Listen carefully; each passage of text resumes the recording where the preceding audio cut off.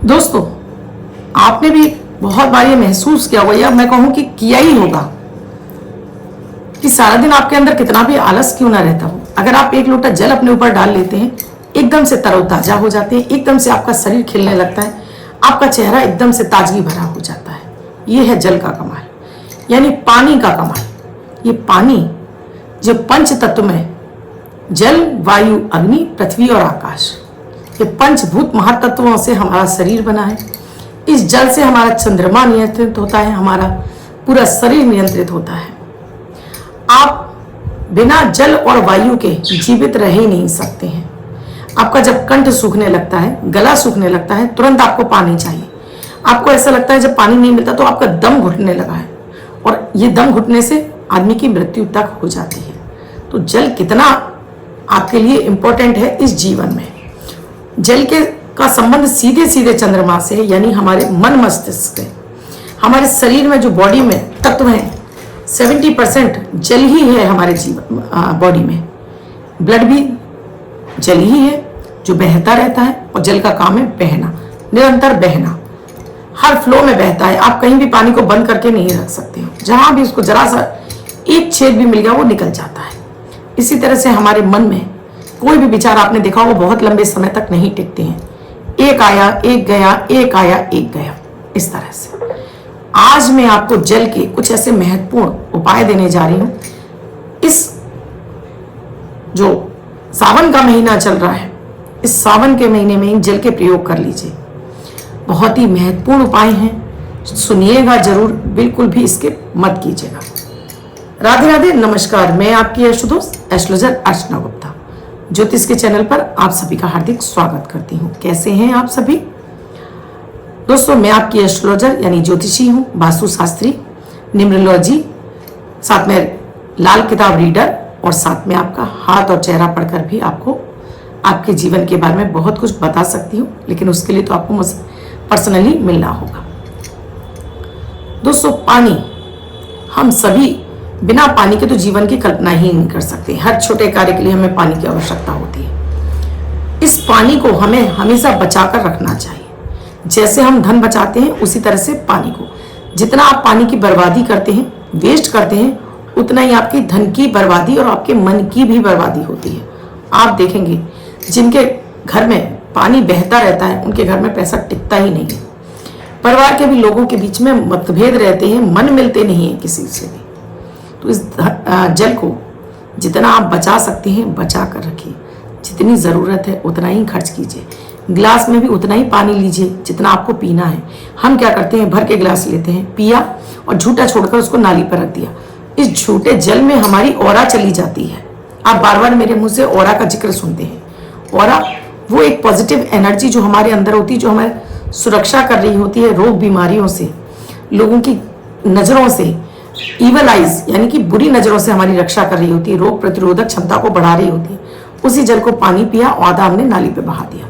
अब कैसे हमारा मन स्वस्थ रह सकता है और कैसे हमारा धन स्वस्थ रह सकता है? दोस्तों, इस जल को आप अपने घर में भी हमेशा बड़े करीने से इस्तेमाल कीजिए।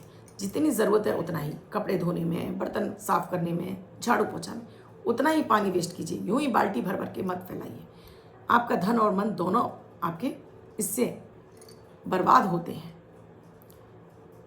दोस्तों, पानी को हमेशा अपने घर में आप जब भी जहाँ स्टोर कर रहे हैं, हमेशा आपके यहाँ आरओ लगाए, फिर भी एक मिट्टी का एक पॉट ज़रूर बना लीजिए। घड़ा है, मटका है, कुछ भी है, उसमें पानी स्टोर करके ज़रूर रखिए।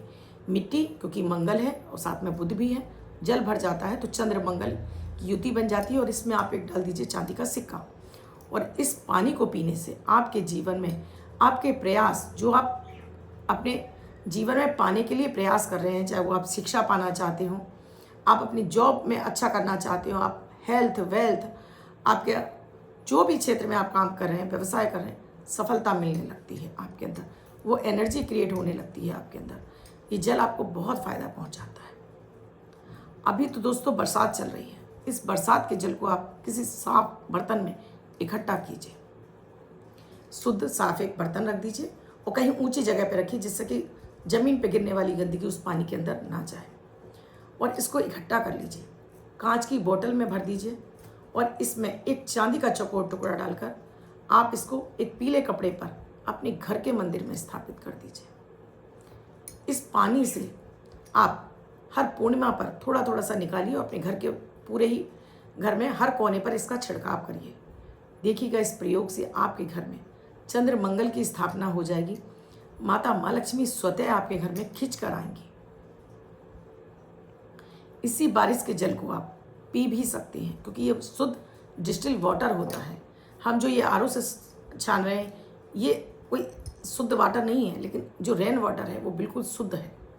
आप इस पानी को इकट्ठा कर लीजिए और इस पानी को एक कांच के बर्तन में जार में भर लीजिए।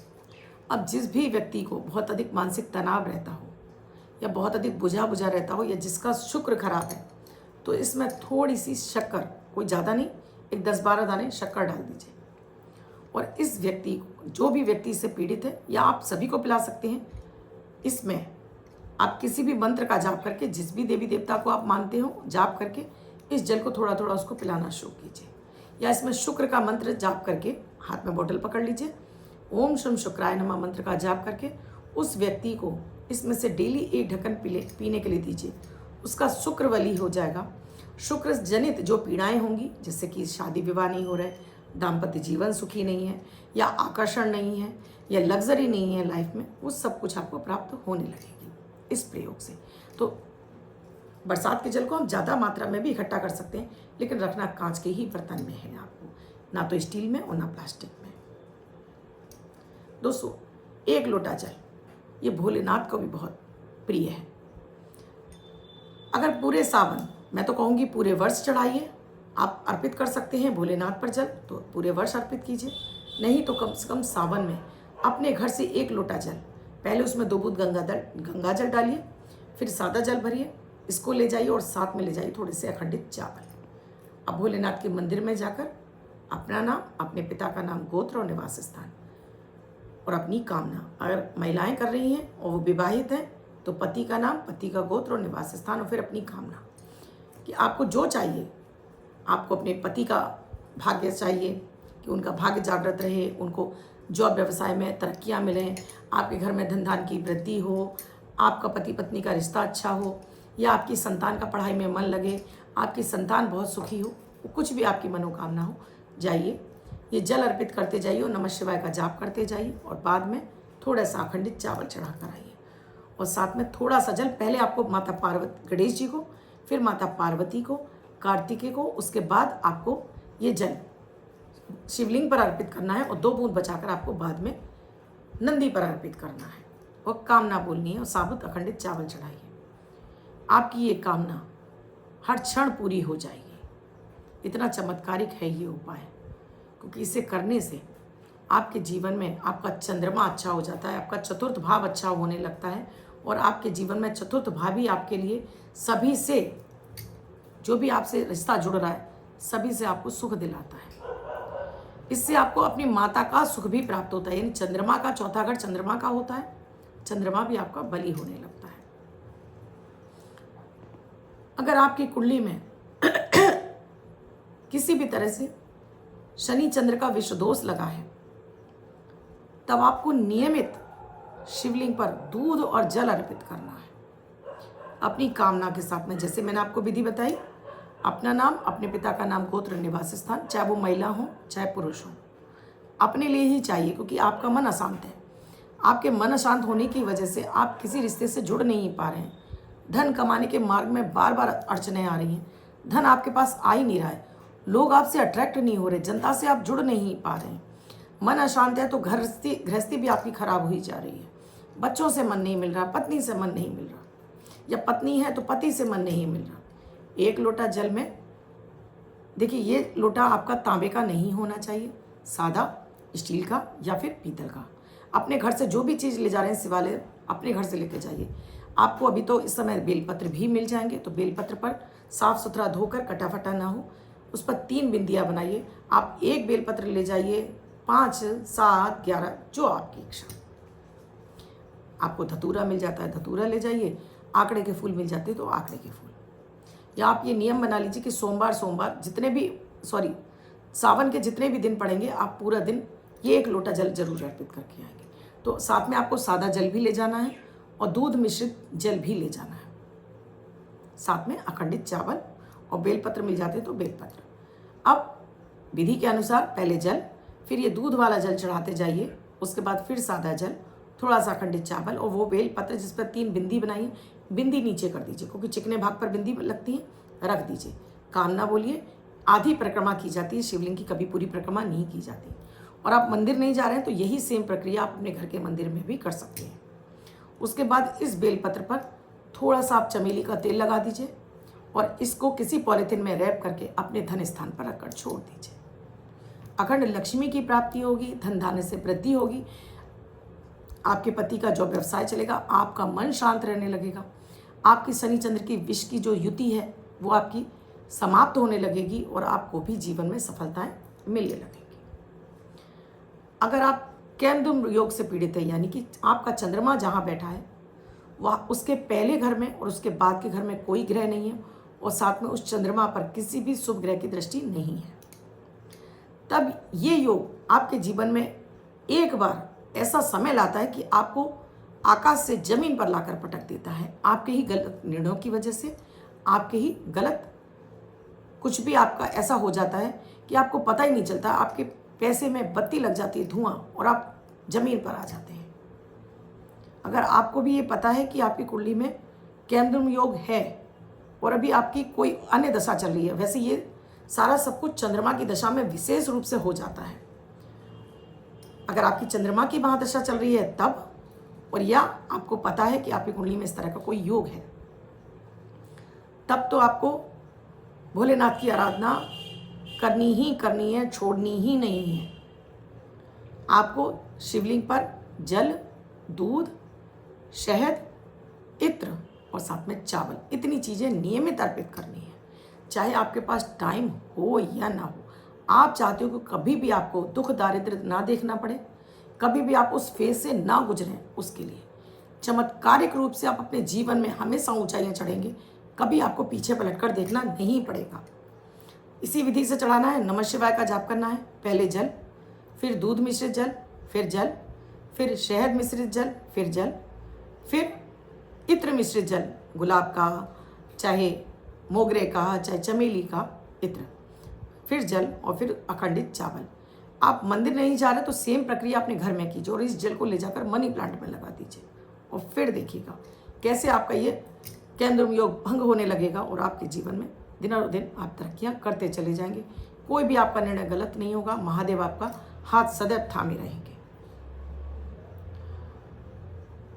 दोस्तों, इसी तरह से जब चंद्र राहु की युति हो जाती है और सामने से केतु की दृष्टि पड़ी हो या चंद्र केतु की दृष्टि हो, तब भी व्यक्ति बहुत बुझा बुझा रहता है, मानसिक तनाव में रहता है, तनाव उसका पीछा ही नहीं छोड़ता है। व्यक्ति अपने ही ख्यालों में उलझा रहता है, ना वो किसी से बोलता है, ना बात करता है, ना किसी काम धंधे पे जाने का मन करता है।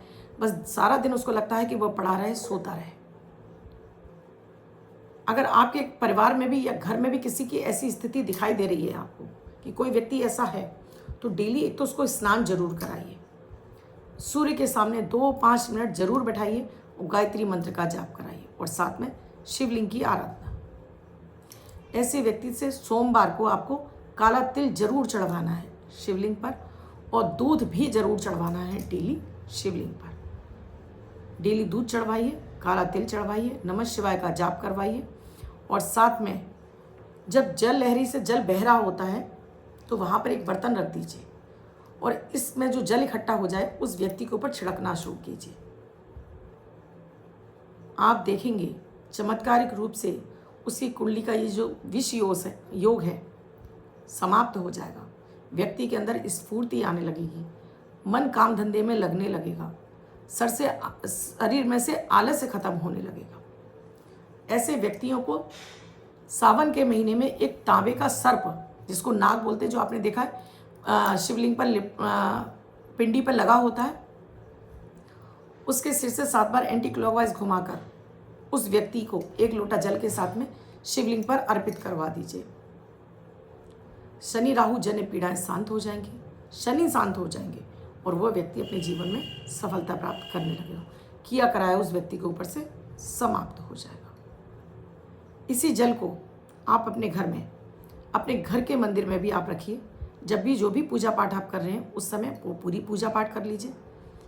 आपको भी ऐसा लगता है कि सभी का विकास हो, आपके परिवार में सभी की तरक्कियाँ हों, तो पूरा पूजा पाठ होने के बाद इस जल को अपने हाथ में पकड़िए और इस जल से आप कहिए कि आपकी इस पूजा पाठ को सफल करें, आपकी मनोकामना पूर्ण हो। जो भी आप बोलना चाहते हैं इस जल में बोलिए। बोलने के बाद इसमें 3 फूंक मार दीजिए और परिवार के हर सदस्य को पिला दीजिए। पिलाना पॉसिबल नहीं है तो सभी की बोतलों में डालकर रख दीजिए, वो स्वयं पी लेंगे पानी, पर पानी को नाली पे मत जाने दीजिएगा। आप जैसा जैसा आप इस पानी को इंडिकेट करते जाएंगे, बोलते जाएंगे, ये पानी वैसे वैसे आपके लिए काम करना शुरू कर देगा। कोई भी ऐसा व्यक्ति आपके परिवार में आप परेशान हैं, चाहे वो पुरुष हो चाहे महिला हो, कोई आपकी सुनता ही नहीं है। परिवार में आप मानसिक रूप से बहुत अधिक परेशान हैं, विशेष रूप से महिलाएं, कि ना पति सुन रहे हैं, ना बच्चे सुन रहे हैं, ना सास सुन रही है, ना ससुर सुन रहे हैं, और सारा दिन वो परेशान है। क्या करना है? 1 लोटा जल लीजिए। अब ये लोटा आप घर के बाहर ही चढ़ाएंगी, यानी कि शिवालय में जाके चढ़ाएंगी, घर के मंदिर में नहीं। और फिर आपकी मजबूरी है तो फिर आप घर में कर लीजिए, लेकिन कोशिश कीजिए मंदिर चली जाएं। पुरुष भी हो सकते हैं जो अपनी पत्नियों से, अपने बच्चों से परेशान होते हैं। इस जल को अपने हाथ में लीजिए, अपनी जो भी समस्या इस जल से बोलिए। इस जल के अंदर वो अपनी कामना बोल दीजिए कि आप जिस समस्या से जूझ रहे हैं, हे भोलेनाथ मुझे मुक्ति दिलाइए, सभी का मन मुझसे मिलने लगे। इस लोटे को ले जाइए, शिवलिंग पर जल अर्पित करते जाइए, नमः शिवाय का जाप करके। वापस आते समय जो जल लहरी से जल बह रहा हो उसमें से थोड़ा सा जल ले आइए और लाकर अपने पूरे घर में इसको छिड़काव कर दीजिए। लगातार कीजिए। आप यकीन मानिए 7 दिन के अंदर आप पाएंगे कि सभी का मन बदलने लगा है, आपका मन बदलने लगा है। अब आपको सब कुछ अच्छा नज़र आने लगा है, लोगों को भी आपके अंदर अच्छाइयाँ नज़र आने लगी है। मैं बाद में बताऊंगी भोलेनाथ पर क्या क्या चीज़ें अर्पित करनी चाहिए, किस किस मनोकामना की पूर्ति के लिए। आज मैंने आपको जल के कुछ उपाय बताए हैं, क्योंकि सावन का महीना है और जल के प्रयोग इस समय जरूर करने चाहिए। बरसात के पानी के भी मैंने आपको प्रयोग बताए हैं, कर लीजिएगा पूरी श्रद्धा विश्वास के साथ में। दोस्तों, हम ग्रहों के भी उपाय करते हैं, ये छोटे छोटे प्रयोग भी करते रहना चाहिए। जैसे जीवन में हमें हर दिन एक नई कामना, हर नई कामना को पूर्ति के लिए तो करते रहिए। ग्रहों के उपाय अलग चले, ये उपाय अलग कीजिए, देखिए फिर जिंदगी कितनी जल्दी आपकी बदल जाएगी। किसी एक उपाय पर डिपेंड मत रहिए। दोस्तों, मेरे वीडियो अच्छे लगे हों तो लाइक ज़रूर कीजिएगा, कमेंट में जय माता दी, राधे राधे अवश्य लिखिएगा। चैनल सब्सक्राइब नहीं है तो सब्सक्राइब जरूर कीजिएगा, साथ में घंटी के बटन को ऑल पर, जिससे मेरे प्रतिदिन के वीडियो आपको मिलते रहे। कुंडली का विश्लेषण कराना चाहते हैं तो स्क्रीन पर नंबर दिया हुआ है, आप कांटेक्ट कर सकते हैं। धन्यवाद।